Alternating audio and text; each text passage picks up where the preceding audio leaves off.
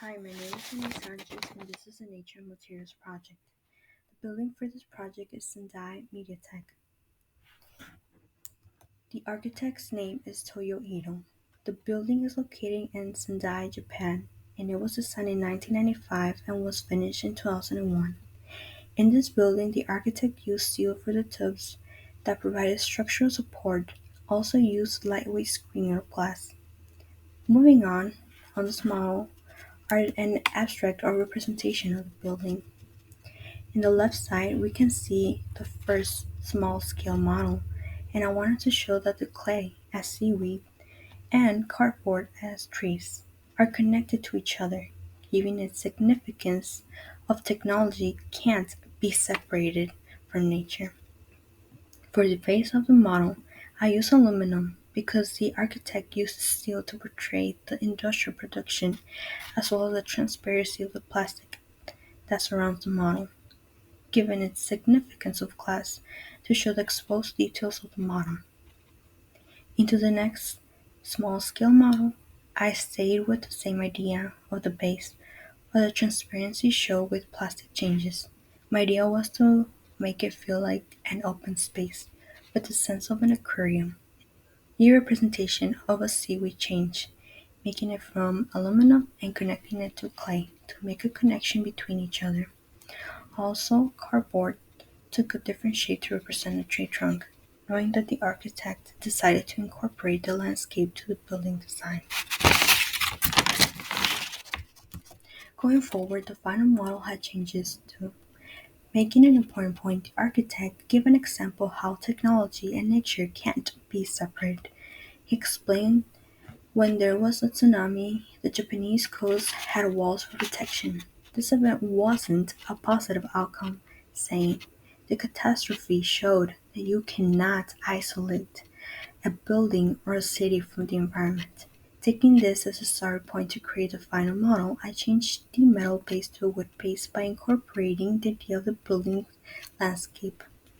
Around the model, I decided to have acrylic sheets to show the fluidity of Barcelona Pavilion and how he connects it to his own building. He states, "Not the lightness of flowing air, but the thickness of molten liquid." He makes us feel that this building has a sense of wandering underwater, reinforcing the idea of an aquarium in the model, as well as having an open space rather than a closed space.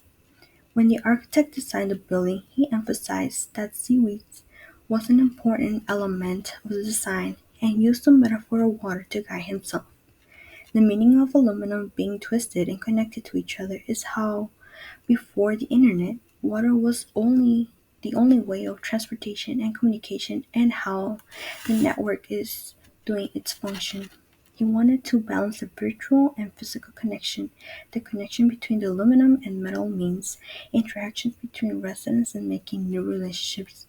Also means the exchange of communication between the people and the design and bringing a community together. To add on, the open space also means freedom to have random experiences because a closed space means little movement and a reduced space.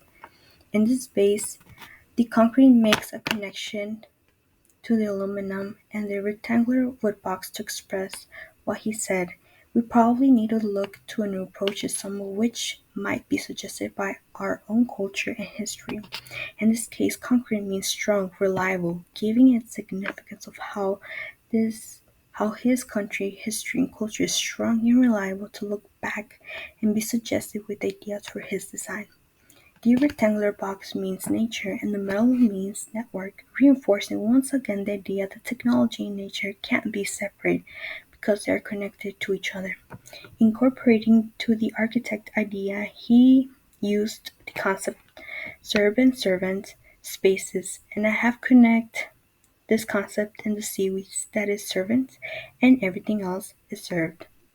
The concept of this building or model is connection between network relationships and nature. Using these materials made me understand how they can work, knowing that every material is different. Overall, Ito wanted to show how technology can work with nature to create a design where people can see that nature can't be taken away, even if technology is the most powerful.